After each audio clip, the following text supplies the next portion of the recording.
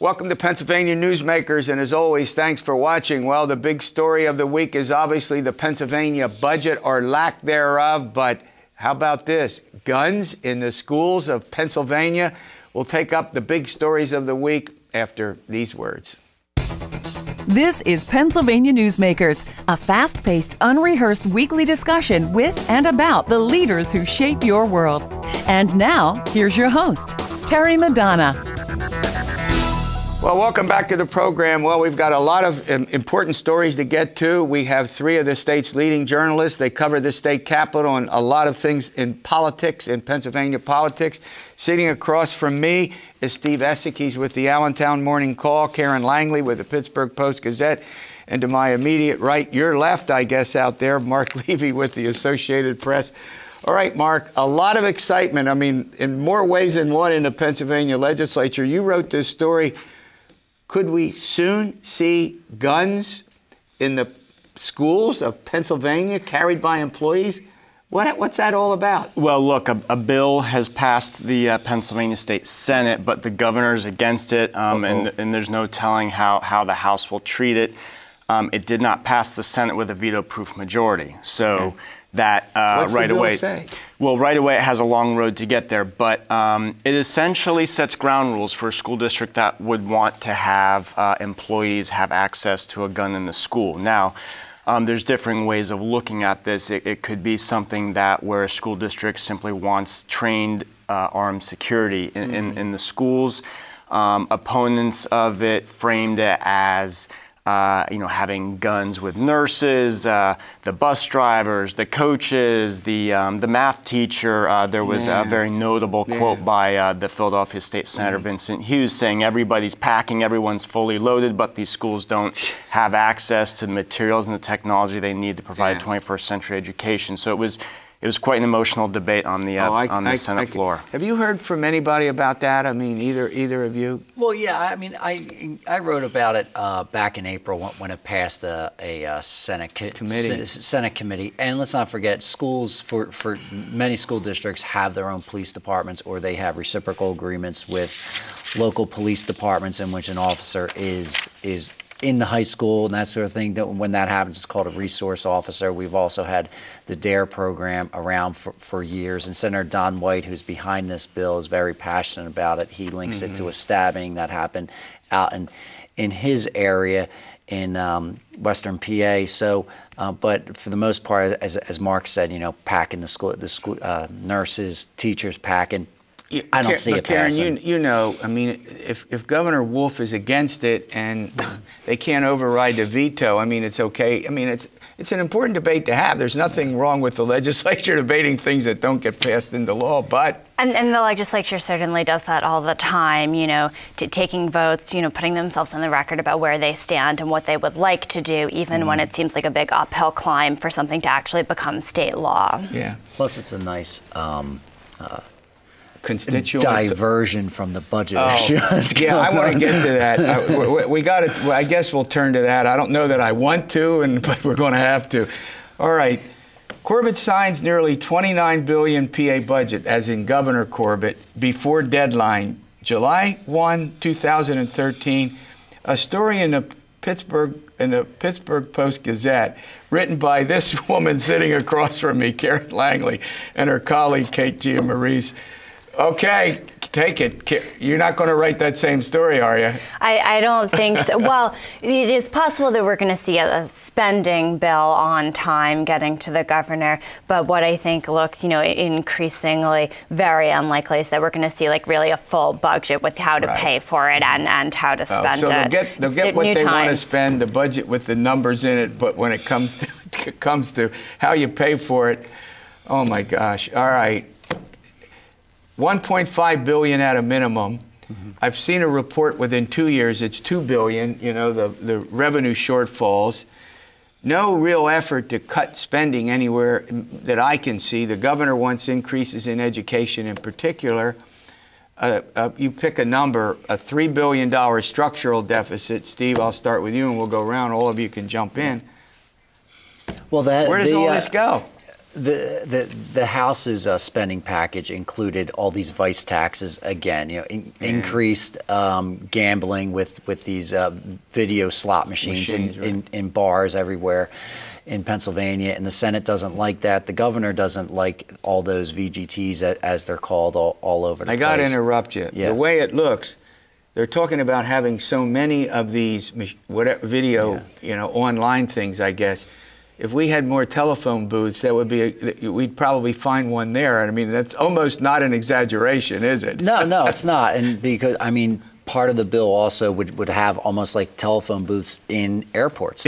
So, there you go. There's all this talk about that's going to cannibalize the casinos. And Mark had a story, and he had a very good point in it, where Pennsylvania's casinos right now, they can't donate campaign money to these lawmakers, but these VGT folks who are out there are doing it, and there's no provision against them not doing it. So by the time this whole thing is over, you have this huge amount of casino and VGTs going on. You'll probably see a First Amendment lawsuit. There you go.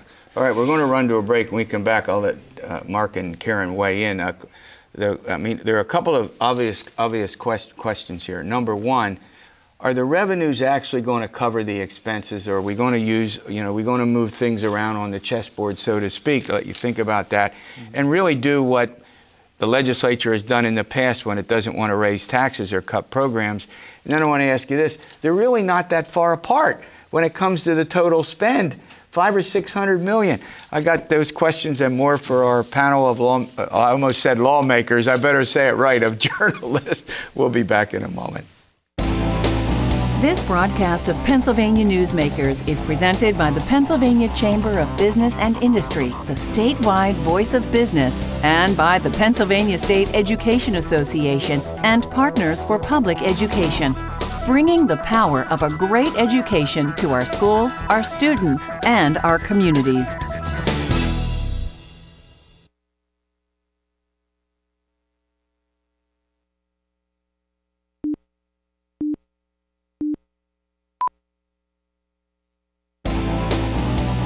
This broadcast of Pennsylvania Newsmakers is brought to you by the Pennsylvania Highway Information Association, the go-to source to learn about transportation projects and issues.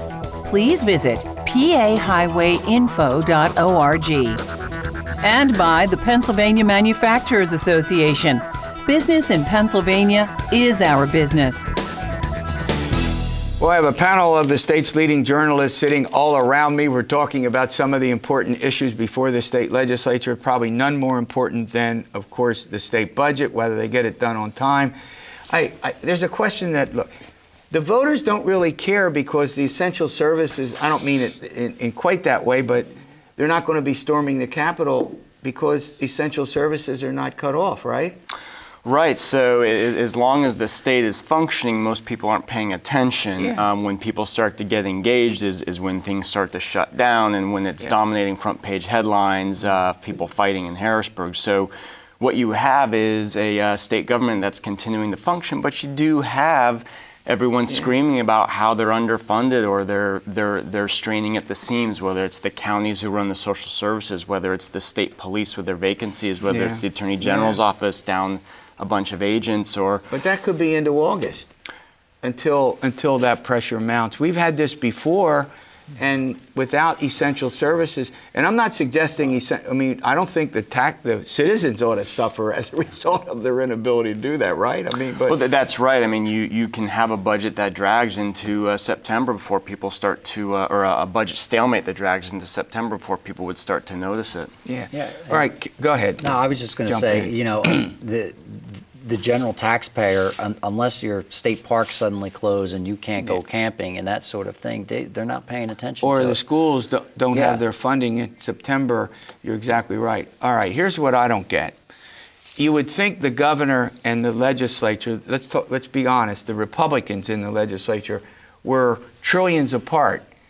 They're only $500 million out of a 30, you pick the number they're going to finally end up with, $31, $32 billion budget. they're not that far apart. Is the problem how you pay for all of this? It seems to me that's the issue, isn't it? Yeah, I think, but by and large, that is the problem. Not to say that they've come to agreement on, all the particular spending levels, but, how you can agree to raise the money to pay for it, does influence the other side of the budget as well. And how to pay for it is always the particularly hard part, around here. How are you going to get the money? All right, well, let's talk about some of the ways they're going to pay for it. And as you know, the sin taxes, what I call them sin taxes, and that's just historically the way they give us a couple of the possibilities that exist for paying for it. Well, the first one I mentioned earlier, which was the House wants this massive expansion of gambling. The Senate wants a smaller expansion of gambling. The House also wants to sell off the LCB again. The Senate does not want to do that. We're talking about the Liquor Control Board. The state controls both the wholesale and the retail operations. Right. We're one of, how many states? A handful of states that still have the wholesale and the retail just a couple. Owned by, just a couple. It is in that sense an oddity, but it has a tradition going back to the end of Prohibition. Well, and not only does it have a tradition, it also has the LCB also gives the state budget an influx of cash, and on top of the normal taxes that they already pay. So you have the sin taxes again. You have the Senate wanting to borrow from the tobacco settlement money, and also what is coming out more recently is taking some sort of borrowing from the state pension system. So all this talk that gets complicated. That gets really complicated, especially because they just passed this so-called pension reform bill to take care of risk and stuff like that. So, but this idea would compound the risk again. So you have all this borrowing stuff, which is kind of funny because Republicans are all against debt, keep the debt down. We can't spend, but now they're talking about borrowing. But the one thing that is for certain, there won't be a hike in the income tax, there won't be a hike in the sales tax, and it looks like the governor has called at various times for as high as a 6.5% percentage point hike.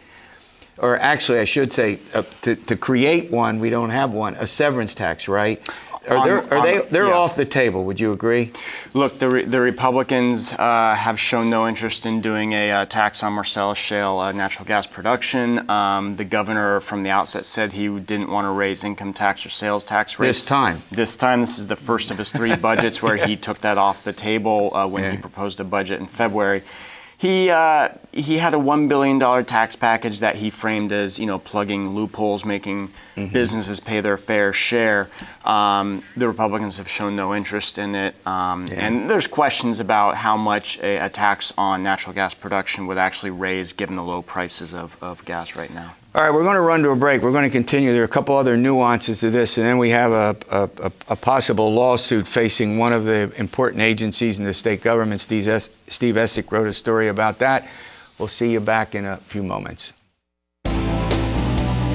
This broadcast of Pennsylvania Newsmakers is brought to you by the Pennsylvania Credit Union Association. Pennsylvania Credit Unions, where people are worth more than money. To find a credit union that is right for you, check out ibelong.org. And by the Energy Association of Pennsylvania, Pennsylvania's energy information source.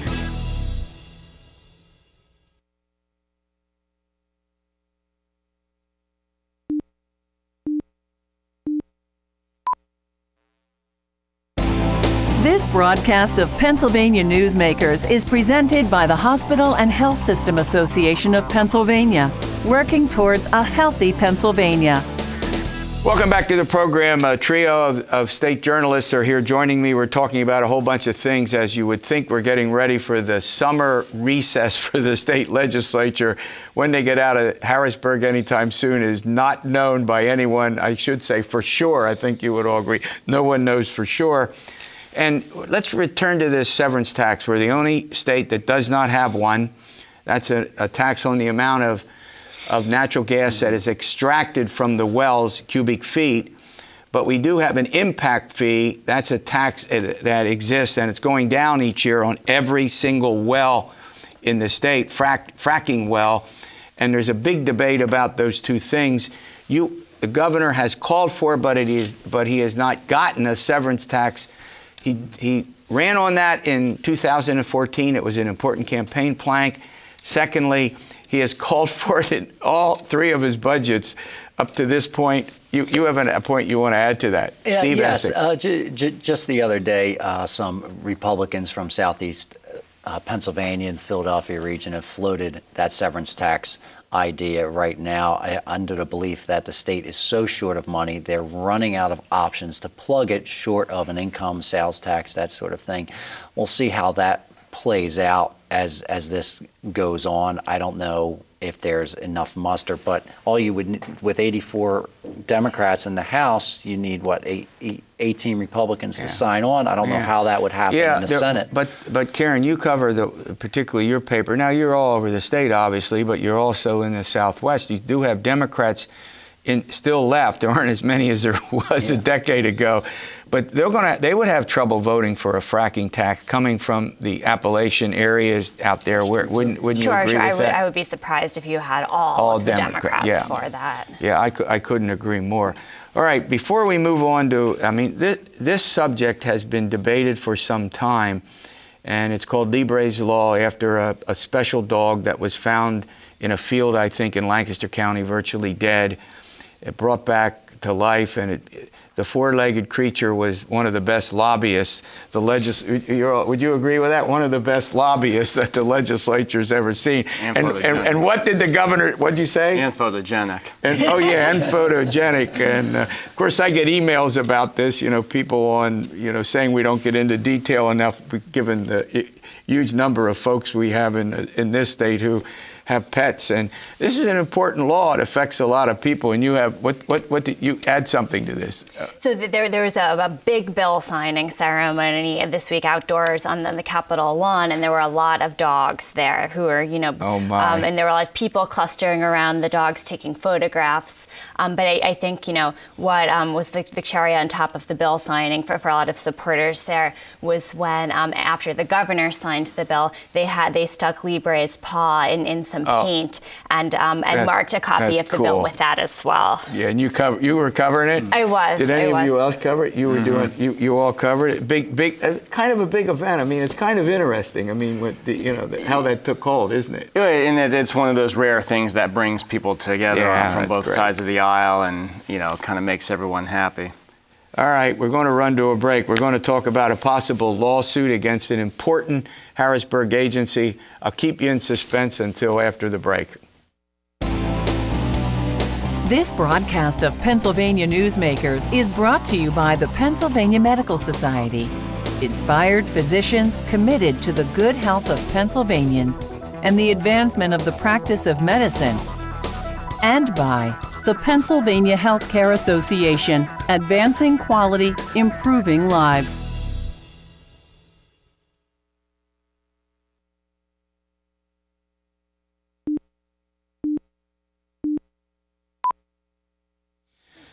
Well, here we are with the final segment. We're talking about the budget and how important it is, the possibility that services could be terminated. That's not likely to happen.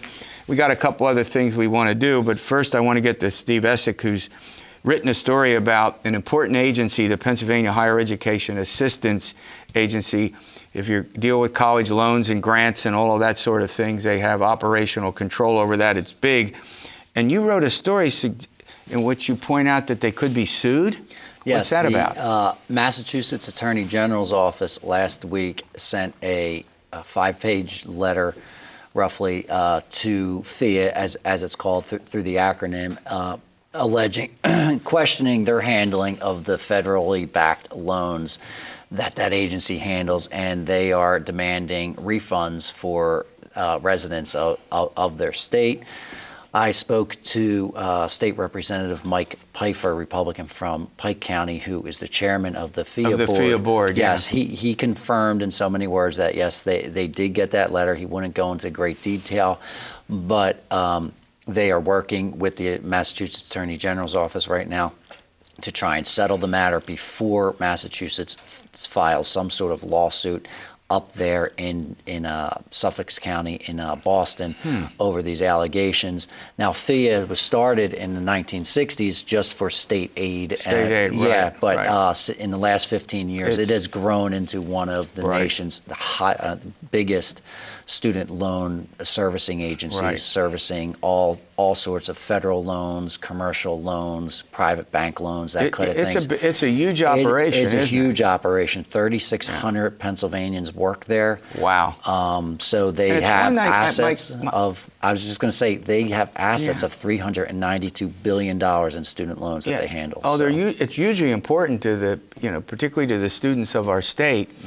And it's also an agency, I'm not being critical here, that a lot of people just aren't aware of, that it exists. And there was, about a decade ago, there was a debate in Harrisburg over privatizing it, selling it off to, it might have been one of the federal loan agencies. But, every lobbyist in town was working on that issue, that it's a big enough deal. And it's something that's sort of behind the scenes, but it is a major financial institution. Go ahead. I was just going to say, and I don't think, I didn't know this either until I started reporting on this, but when you write your student loan check through like a company called AES, that's FIA. So FIA is two like corporate commercial wings.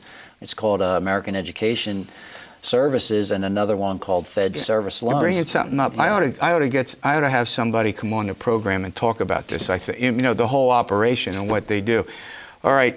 Here we go. I'm going to put you, first of all, before I get to putting you on in the middle of this, when will the budget get done? Partisan division still as strong as ever, right? In the legislature on the budget, D's versus R's.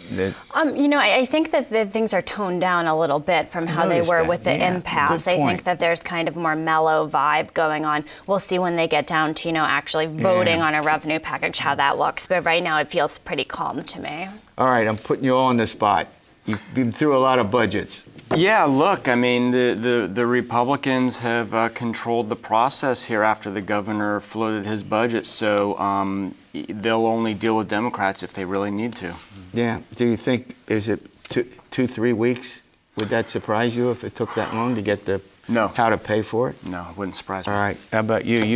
All of you have been through many budgets. No, I agree with Mark. I don't see them finishing a how to pay for it until September. If that, they didn't finish this current year's budget of how to pay for it because they never passed gambling. Oh, I see. Yeah. So they're going to, and it's all projections anyway, right? Yes. It's all projections, so who knows what it's going to end up when it's all said and done, right? But it does have you put the legislation in place that you need to raise the money in the first place, which didn't happen with the gambling last year. 40 seconds left. 2 or 3 weeks, would you agree? I say September, yeah, whatever. September, how about you? Maybe a month. That's right. Well, Karen's heading off to Columbia on a fellowship. Good luck. This probably is your last appearance here, and keep us posted on your career. All right, we'll see you next week for another edition of Pennsylvania Newsmakers, and as always, stay well.